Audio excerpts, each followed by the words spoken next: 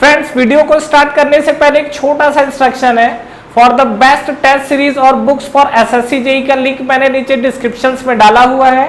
इसके अलावा आप हमारा टेलीग्राम चैनल भी ज्वाइन कर सकते हैं, जिसका लिंक आपको नीचे डिस्क्रिप्शन में और फर्स्ट कमेंट बॉक्स में मिल जाएगा। तो चलिए अब हम अपना वीडियो कंटिन्यू करते हैं। इस वीडियो के अंदर जो हम लोग बात करने वाले हैं, हमारा देखते हैं बेंडिंग स्ट्रेस तक। तो अभी हमारी जो कहानी चल रही थी और अभी तक हमने क्या है, बेंडिंग स्ट्रेस डिस्ट्रीब्यूशन भी देख चुका है हमने। इसके अलावा हम लोग बेंडिंग स्ट्रेस कैसे कैलकुलेट करेंगे ये भी चीज हम लोग देख चुके हैं। इस वीडियो में मैं आपसे बात करने वाला हूं कि अगर मेरे पास किसी क्रॉस सेक्शन को चूज करना हो तो किस तरीके के क्रॉस सेक्शन को चूज करना ज्यादा बेटर है। और डेफिनेटली देखिए, हम लोग जो चीज पढ़ते हैं और ये सोम ऐसा सब्जेक्ट है जो आपको डे टू डे लाइफ में भी चीजें दिखेंगी। अगर आप प्रैक्टिकली चीजों को देखेंगे तो आपको डेफिनेटली दिखेगा। आपने ज्यादातर जो सेक्शन देखा होगा, बीम और कॉलम के बीच में बेसिक डिफरेंस समझते हैं आप। बीम में जो आपका बेंडिंग स्ट्रेंथ आता है, बेसिकली आप जो हॉरिजॉन्टल पोर्शन है वो बीम की तरह ट्रीट करते हैं और जो वर्टिकल पोर्शन है वो हमारा कॉलम की तरह ट्रीट होता है। तो जो वर्टिकल पोर्शन कॉलम है, ये तो हमारे पास अलग चैप्टर है जिसपे आपको कंप्रेशन लोड आता है। बीम को लेके अगर बात करें तो इसमें इस तरीके से लोड आता है, तो इसका जो डिस्ट्रीब्यूशन आप देखोगे तो क्या होगा, ये जो आपका कहीं ना कहीं बेंडिंग, इसके लिए स्ट्रेंथ हमको चाहिए। और इसी बेंडिंग स्ट्रेंथ के लिए हम लोग क्या है, इसके जो क्रॉस सेक्शन को लेके बात चल रही है कि हमारा कौन सा क्रॉस सेक्शन को चूज करना बेटर है और क्यों।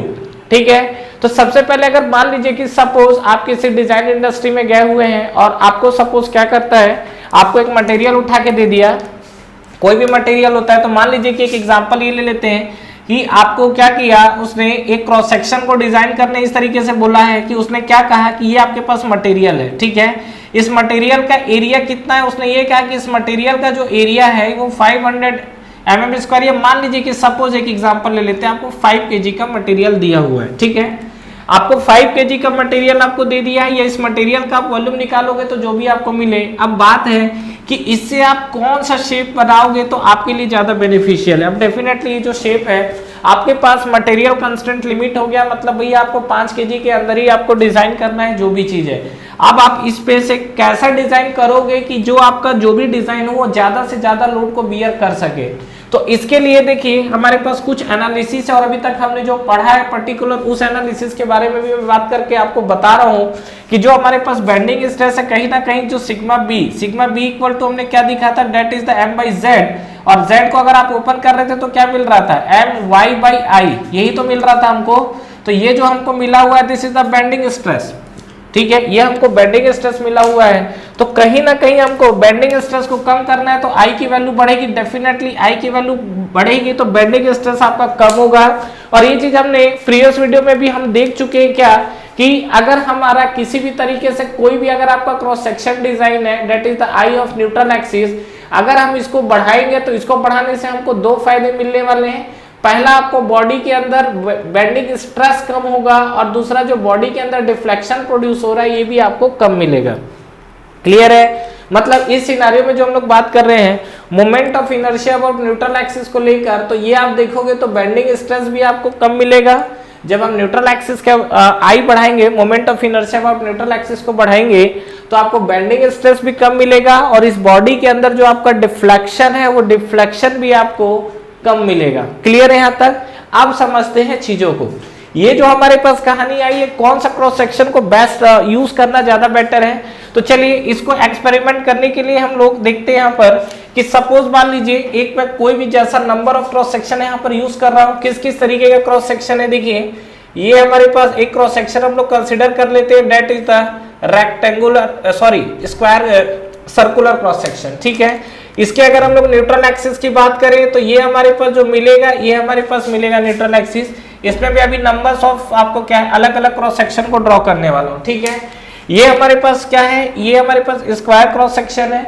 अभी हमने क्या किया, यही हमको एरिया मेंटेन करके चलना है। इसको हम लोग क्या किस में कन्वर्ट करेंगे, अब स्क्वायर में।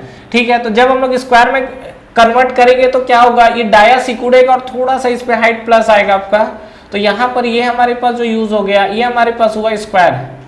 ये जो हमको दिखा ये हमारे पास क्या हुआ है, स्क्वायर। ठीक है, इसके बाद नेक्स्ट हम लोग बात करते हैं, तो स्क्वायर के बाद नेक्स्ट हम लोग बढ़ते हैं रेक्टेंगुलर की तरफ। तो यहाँ पर हम लोग बढ़ गए रेक्टेंगुलर की तरफ। ठीक है, तो ये हमारे पास जो मिलेगा, ये हमारे पास मिलेगा रेक्टेंगुलर क्रॉस सेक्शन। ये जो हमको मिला हुआ है, एक हमारे पास जो यूज हो गया ये हमको मिला रेक्टेंगुलर क्रॉस सेक्शन, ठीक है। इसके अलावा और कोई ऐसा जो शेप हम लोग डिजाइन कर सकते हैं, तो चलिए एक बार हम लोग और आगे कंसीडर कर लेते हैं, that is the I section. अगर आप आई सेक्शन की बात करोगे तो ये बताओ हाइट बढ़ेगी कि कम होगी? डेफिनेटली हाइट बढ़ेगी। तो हाइट बढ़ेगी तो आप यहाँ से ये देख सकते हो क्या, ये आपको डिजाइन कुछ इस तरीके से दिखेगी। ये अगर हम लोग डिजाइन को लेकर बात करें तो आपको क्या दिखेगा, ये हमारे पास जो हाइट है ये कुछ इस तरीके से दिखेगी चीजें। तो ये हमारे पास जो है this is the I section, ठीक है। ये जो हमको मिला हुआ है ये हमारे पास क्या है, ये आई सेक्शन है। अब ये बताइए कि ये जो हमारे पास आई सेक्शन है, मतलब जो भी हमारे पास नंबर्स ऑफ क्रॉस सेक्शन है, इसका पूरे का एरिया आपको सेम मिला हुआ है, ठीक है। ये अगर आप बात करोगे तो सभी का एरिया, इसको मैं फिगर 1 देता हूँ, दिस इज द फिगर 2, ये आपको मिलेगा फिगर 3, ये आपको मिलेगा फिगर 4। इस डिजाइन को हमने इसमें ऐसा कन्वर्ट किया हुआ है। अब आप यहाँ पर देखो तो अगर हम लोग बात करें तो एरिया को अगर मैं लेके बात करूं तो डेफिनेटली ये चीज आपको क्लियर कर देते हैं, तभी तो कंपैरिजन हो पाएगा। क्या है, A1 that is equal to A2 that is equal to A3 that is equal to A4, ठीक है। तो यहाँ पे अगर आप बात करोगे तो ये आपको जो मिलेगा ये A1 A2 A3 A4 चारों का आपका एरिया सेम है। और कोई क्रॉस सेक्शन लेना चाहते हो तो भी ले सकते हैं। यहाँ पर देखिए मुझे दो चीज समझ में आ रहा है क्या, बेंडिंग स्ट्रेस जो है, देखो यहाँ पर ये बेंडिंग स्ट्रेस की बात हुई थी और यहाँ पर जैसे हमने Z को लेकर बात किया हुआ था, व्हाट इज Z, Z था यहाँ पर that is the section modulus. जो आपको Z मिला हुआ है ये आपको क्या मिला हुआ है, सेक्शन मॉडुलस। और इस सेक्शन मॉडुलस में आपको अगेन बता रहा हूँ, बार बार चीजें बता रहा हूँ क्योंकि ये चीजें इंपॉर्टेंट है, आपको कंफ्यूज कर सकती है आगे कि जो सेक्शन मॉडुलस ये कहीं ना कहीं क्या बताता है, स्ट्रेंथ को बताता है। किसी भी बॉडी का अगर आपको स्ट्रेंथ कैलकुलेट करना है तो आप उस बॉडी का सेक्शन मॉडुलस कैलकुलेट कर दीजिए, कहानी खत्म है, ठीक है। तो यहाँ पर मैं Z की अगर बात करूँ तो Z इक्वल टू आपको क्या मिलता है, डेट इज I/Y, ठीक है। तो अगर मैं यहाँ पर Z को बढ़ाना चाहता हूँ तो Z को बढ़ाने के लिए मेरे पास दो रास्ते हैं। पहला I of NA that is the moment of inertia about neutral axis, इसको बढ़ाइए और यहाँ पर जो Y है इस Y को आप कम करिए, तभी आपका क्या होगा, Z बढ़ेगा। और Z बढ़ने का मतलब डेफिनेटली बॉडी के अंदर आपका क्या है, स्ट्रेंथ बढ़ेगा। ये जो आप देखोगे तो Z बढ़ने के साथ क्या होगा, बॉडी के अंदर आपका स्ट्रेंथ बढ़ेगा। तो ये जो हमारे पास स्ट्रेंथ बढ़ाना है मतलब सेक्शन मॉडुलस बढ़ाना है, सेक्शन मॉडुलस बढ़ाना है मतलब न्यूट्रल एक्सिस के अबाउट मोमेंट ऑफ इनर्शिया भी बढ़ जाएगा। और ये आपका जो Y की बात हो रही थी ये आपका Y क्या होगा, कम होगा, तो Z की वैल्यू डेफिनेटली बढ़ेगी। तो बेटर है बात ये कि इस जो हमारे पास डिस्ट्रीब्यूशन दिख रहा है इसमें से किस क्रॉस सेक्शन को यूज करना ज्यादा बेटर है। तो देखिए सबसे पहली बात अगर हम लोग बात करें तो न्यूट्रल एक्सिस जो I हम लोग निकालते, एक तो हमारे पास I कैलकुलेट करने का जो भी फॉर्मूले हैं जैसे π/64d की पावर 4, मैंने अलग अलग वैल्यू आपको बताया हुआ है प्रीवियस वीडियो में, ठीक है। हमने एक टेबल देखा हुआ है, इसका जैसे I की वैल्यू निकालना है तो कैसे निकलता है, एक इसको आप रेक्टेंगुलर मान लो, इसको आप एक रेक्टेंगुलर मान लो, इसको आप एक रेक्टेंगुलर मान लो। तो जब आपको I कैलकुलेट करना होगा तो कैसे निकालोगे, इसका आप एक I निकालिए, इसका निकालो प्लस इसका निकालो प्लस इसका निकालो, तीनों को ऐड करके एवरेज ले लो, ठीक है। या हमारे पास I अगर देखोगे तो IXX और IYY भी आता है, ठीक है। तो कंडीशन से अलग अलग, वो हम लोग को अभी इस टॉपिक पे बात नहीं करना है, हमको बेसिकली बात करना है कि जो हमारे पास I आ चुकी है उसके बारे में, ठीक है। तो यहाँ पर अगर आप फिजिकली किसी भी बॉडी को देखकर I आइडेंटिफाई करना चाहते हो तो I किस बॉडी के लिए, जैसे मान लो यहाँ पर आपको कोई डायमेंशन नहीं दिया, बस आपको एरिया दिया हुआ है। अब आपको बोल रहा है कि भैया तुम मुझे I कैलकुलेट, I मुझे बताओ किसका ज्यादा होगा, कैलकुलेट तो कर ही नहीं सकते, डायमेंशन अभी कहीं मेंशन नहीं है। तो इस कंडीशंस पे अगर आप I बोलोगे तो I को आइडेंटिफाई करने का क्या तरीका है, दैट इज वेरी इंपॉर्टेंट, ध्यान रखिएगा। ये जो न्यूट्रल एक्सिस आपको दिख रहा है, इस न्यूट्रल एक्सिस से जितना ज्यादा दूर रहेगा मटेरियल, इस न्यूट्रल एक्सिस से जितना ज्यादा मटेरियल का डिपोजिशन रहेगा उस बॉडी की उतनी ही ज्यादा मोमेंट ऑफ इनर्शिया होगी। कहने का ये मतलब है कि देखिए ये हमारे पास जो दिख रही है न्यूट्रल एक्सिस है, ठीक है। यहाँ पे अगर आप देखोगे तो न्यूट्रल एक्सिस के आसपास मटेरियल का डिपोजिशन ज्यादा है। ये जो हमारे पास न्यूट्रल एक्सिस है, इस न्यूट्रल एक्सिस के आसपास मटेरियल का डिपोजिशन आपको ज्यादा मिला है, ठीक है।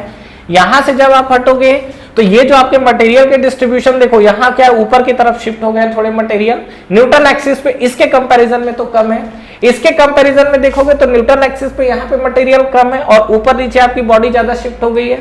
और इसके कंपैरिजन में देखोगे तो यहाँ पर आपको न्यूट्रल एक्सिस जो दिख रहा है, यहाँ पर मटेरियल का डिपोजिशन कम है, ऊपर और नीचे आपको मटेरियल और ज्यादा आपका क्या हो रहा है, डिपोजिशन होना स्टार्ट हो जा रहा है। अब आप ये चीजों को समझ पा रहे हो कि ये जो हमारा मटेरियल का जो अलग अलग डिपोजिशन चल रहा है ना, ये जो हमारे पास मटेरियल है, ये मटेरियल जो ऊपर नीचे इस तरीके से कंटिन्यू आपके जमा होते चले जा रहे हैं, तो जितना न्यूट्रल एक्सिस पे कम मटेरियल रहेगा और न्यूट्रल एक्सिस से फॉर अवे बोले तो मटेरियल जितना ज्यादा कलेक्ट होगा, उस बॉडी का मोमेंट ऑफ इनर्शिया उतना ही ज्यादा होगा। ये आपको फिजिकली चेक करने का तरीका बता रहा हूं मोमेंट ऑफ इनर्शिया के लिए। तो अगर हमको मोमेंट ऑफ इनर्शिया को हाई रखना है, तो मोमेंट ऑफ इनर्शिया हाई रखने के लिए क्या कर सकते हैं, यहाँ पे अगर मैं बात करूं तो मोमेंट ऑफ इनर्शिया अगर मैं हाई रखना चाहता हूं तो आई हाई करने के लिए सबसे पहला चीज क्या है, ठीक है, न्यूट्रल एक्सिस के आसपास मटेरियल का डिपोजिशन कम होना चाहिए, ठीक है, और जो मैक्सिमम मटेरियल जो होना चाहिए यहाँ पर maximum material deposition, maximum material deposition far away from the neutral axis, ठीक है। दूसरा नियरेस्ट द न्यूट्रल एक्सिस, ठीक है, nearest the neutral axis material का जो डिपोजिशन है वो आपका कम होना चाहिए, ठीक है, material deposition should be less, material deposition should be less. तो ये तो अगर आप जो बात कर रहे हो तो इसका मतलब है कि न्यूट्रल एक्सिस में मटेरियल कम रखना है, तो कम रखना है तो क्या करें, इसको और हम लोग पतला कर दें क्या, और पतला कर दे, तो और पतला अगर कर दोगे तो यहाँ से पता चला क्या कि यहीं पर आपका वीक हो गया तो यहीं से बैंड होकर टूट जाएगा फिर तो, ठीक है। ये आपका क्रॉस सेक्शन है, ध्यान रखना, ये आपका क्या है, क्रॉस सेक्शन है। आप यहाँ पर इतना भी वीक मत करिए कि ये वाला सेक्शन ही पूरा वीक चले जाए। आपको न्यूट्रल एक्सिस पे क्या है, यहाँ पर मटेरियल का डिपोजिशन कम से कम रखना है, ठीक है।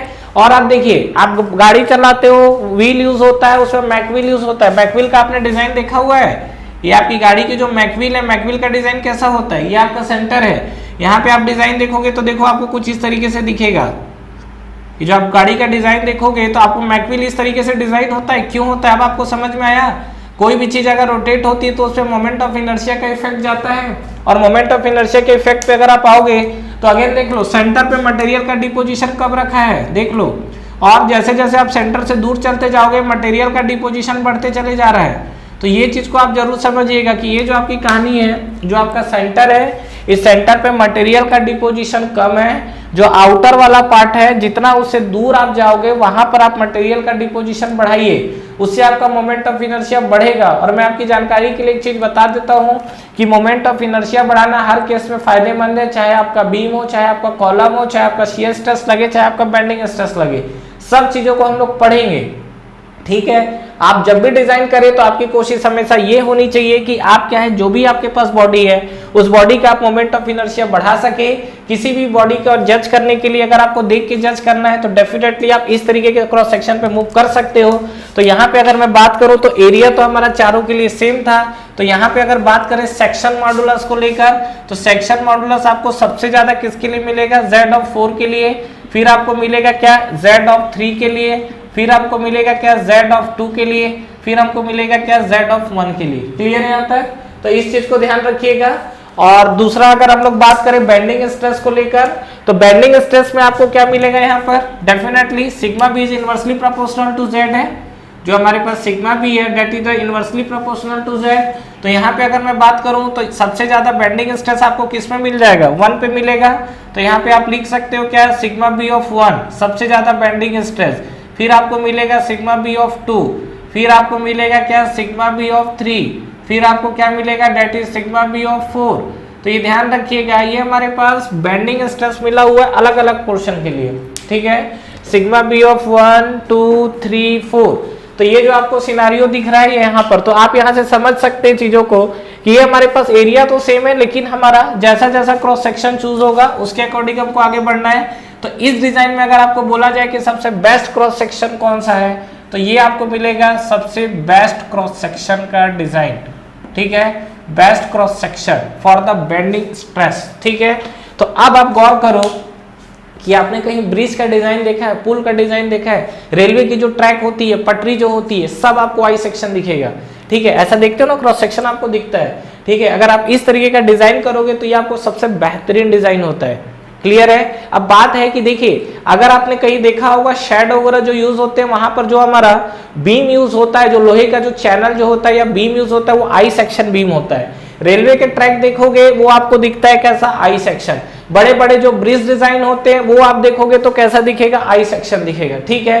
नॉर्मली हम लोग जो क्या है, जैसे आप घर वर बनवा रहे हो, first floor, single, double floor, मतलब नॉर्मल अगर घरों में बनाओगे तो वहां पर आपको आई सेक्शन नहीं दिखता। वहां पर बेसिकली हम लोग जो प्रीफर करते हैं या तो स्क्वायर या रेक्टेंगुलर क्रॉस सेक्शन प्रीफर करते हैं। अगर आपको दोनों ऑप्शन मिल रहा है तो डेफिनेटली आप रेक्टेंगुलर क्रॉस सेक्शन की तरफ मूव करिए बीम के केस में। ठीक है।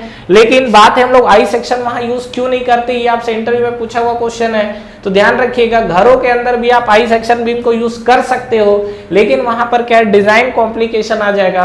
और बीम में डेफिनेटली जो हमारे पास घर होते हैं उसमें इतना ज्यादा हाई स्ट्रेंथ की जरूरत नहीं पड़ती है। अगर आप सिंगल डुप्लेक्स या ट्रिपल स्टोरी अगर 2 फ्लोर के साथ बना रहे हो तो वहां पर हमको उतना ज्यादा स्ट्रेंथ की जरूरत नहीं पड़ेगी। लेकिन अगर आप चाहते हो, आपकी इच्छा स्ट्रेंथ बढ़ाने की, तो डेफिनेटली आप जो वहां पर बीम प्रोवाइड करते हो उस बीम को आप आई सेक्शन की तरह यूज कर सकते हो। ठीक है। एक एग्जांपल के तौर पे मैं आपको एक कंडीशन और देता हूं। तो सबसे पहला चीज मैं जो ये डिस्कस किया हूं, पहले यहां तक आपको कहानी क्लियर है कि ये हमारे पास जो अलग अलग सेक्शंस हमने यूज किए हुए हैं, इस अलग अलग सेक्शन में सबसे बेस्ट डिजाइन बोलेगा तो आपको क्या है, आई सेक्शन मिलेगा। और ये क्वेश्चन आपसे एग्जाम से पूछा भी हुआ है। ठीक है।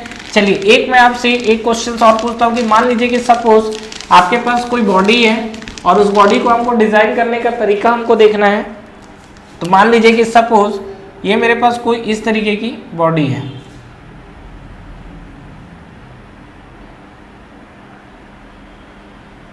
ये ठीक है। तो ये मान लीजिए कि हमारे पास प्लेट, इसका थिकनेस बहुत कम हो गया, थोड़ा सा हम थिकनेस इसका बढ़ा देते हैं।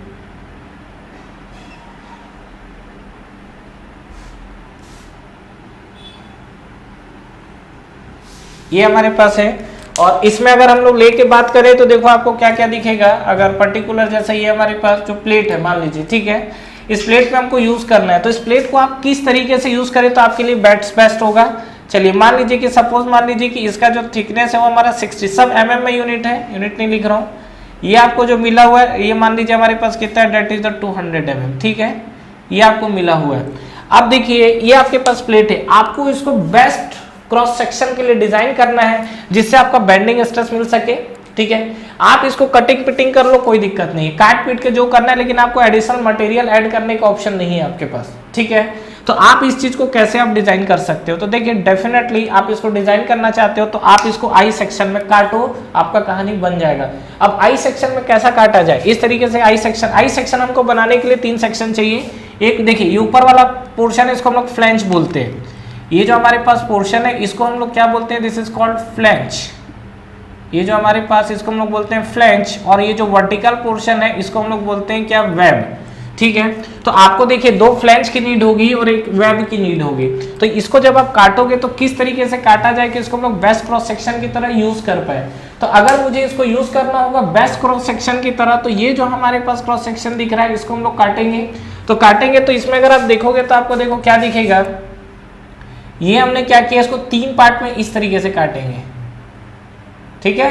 मतलब कुल मिला के अगर आप देखोगे यहाँ पर तो ये आपका 4th फिगर है। ठीक है। यहाँ पे आप देखिए तो इसको हम लोग क्या है 3 पार्ट में हम लोग इसको काटेंगे। और जब 3 पार्ट में काटोगे तो एक एक का आपको थिकनेस कितना मिल जाएगा, डेफिनेटली पूरा 60 mm का थिकनेस है यहाँ दिया हुआ है।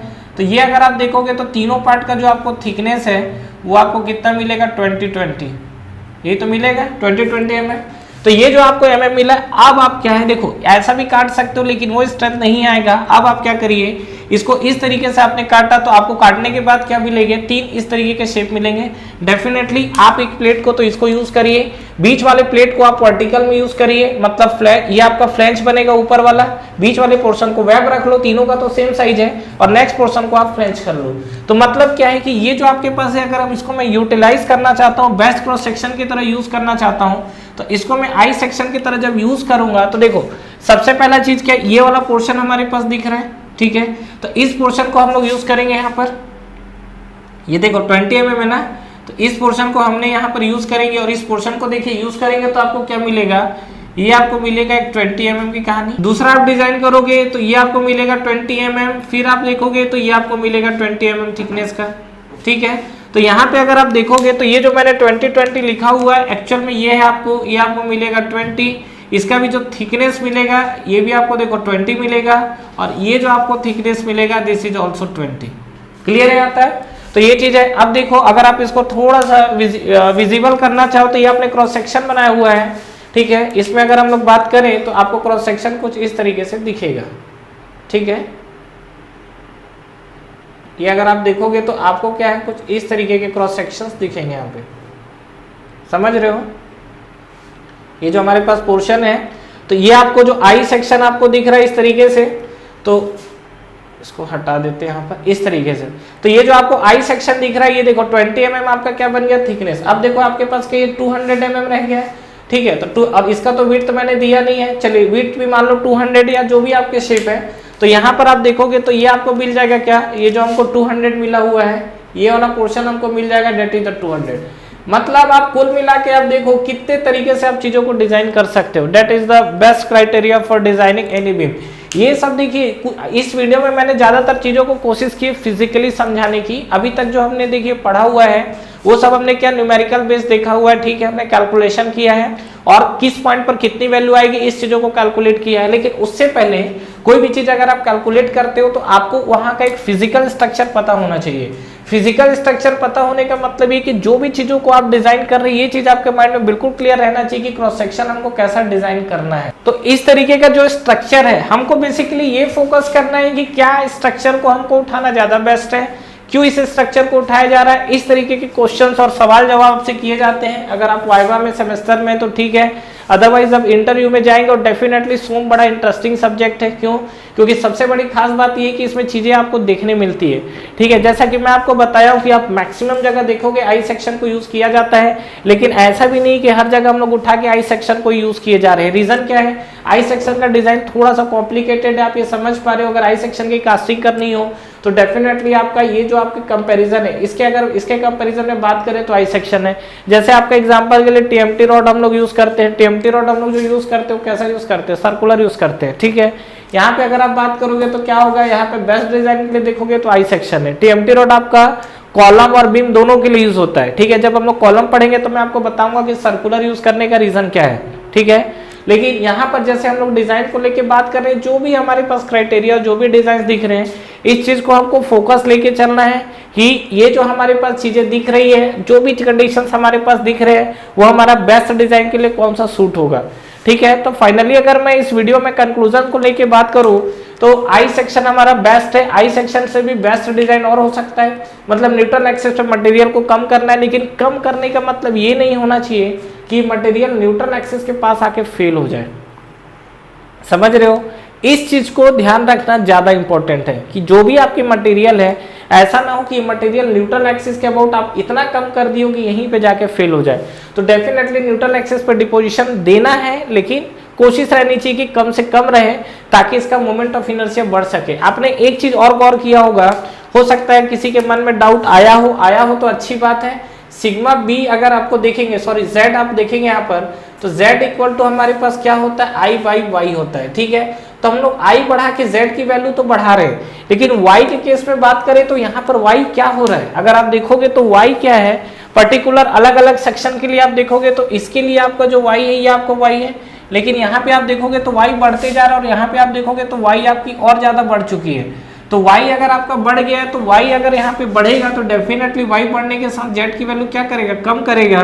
तो ये y बढ़ाने से डेफिनेटली सेक्शन मॉडुलस कहीं ना कहीं कम होता है, लेकिन ये जो y के कंपेरिजन में i जो है ना वो ज्यादा तेजी से बढ़ता है, ध्यान रखना। मतलब यहाँ पर आपको y बढ़ने से सेक्शन मॉडुलस कम होगा, मतलब बेंडिंग स्ट्रेस बढ़ जाएगा। तो यहाँ पर आपका y बढ़ने से डेफिनेटली क्या है, स्ट्रेंथ तो कम हुआ है, लेकिन कंपेयर टू जिस हिसाब से i बढ़ा है वो i बढ़ने के साथ आपको क्या होगा, z की वैल्यू बढ़ती हुई दिखेगी, ठीक है फ्रेंड्स। तो इस चीज को ध्यान रखेंगे। आई होप मैंने इस वीडियो में क्रॉस सेक्शंस को लेके अलग अलग बात किया है और आपको इस वीडियो से ये क्लियर हुआ होगा कि हम लोग बेंडिंग स्ट्रेस अगर कहीं पर बेंडिंग तरीके का लोड आ रहा है या ट्रांसवर्स लोडिंग आ रहा है जिसके चलते आपका बेंडिंग स्ट्रेस आता है बॉडी के अंदर, तो बेंडिंग स्ट्रेस किसको चूज करना ज्यादा बेटर है, definitely I section. Thank you so much for watching this video friends. इस वीडियो को लाइक करिए, ज्यादा से ज्यादा फ्रेंड्स के साथ शेयर करिए, और अगर आप इस चैनल पे नए हैं तो चैनल को सब्सक्राइब करना ना भूले, बेल नोटिफिकेशन जरूर प्रेस करिएगा, जिससे जो भी लेटेस्ट अपडेट है वो आप तक पहले पहुंचे। इसके अलावा आप हमारा टेलीग्राम चैनल भी ज्वाइन कर सकते हैं, जिसका लिंक नीचे आपको डिस्क्रिप्शन में और फर्स्ट कमेंट बॉक्स में मिल जाएगा।